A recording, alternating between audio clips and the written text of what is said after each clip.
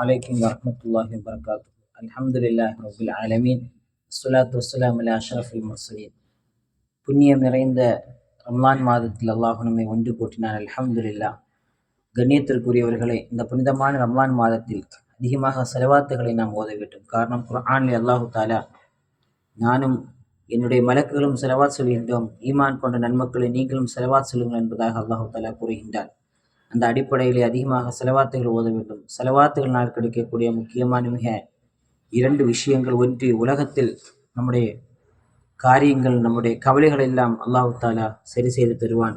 மறுமையில் நம்முடைய பாவங்கள் மன்னிக்கப்படும்.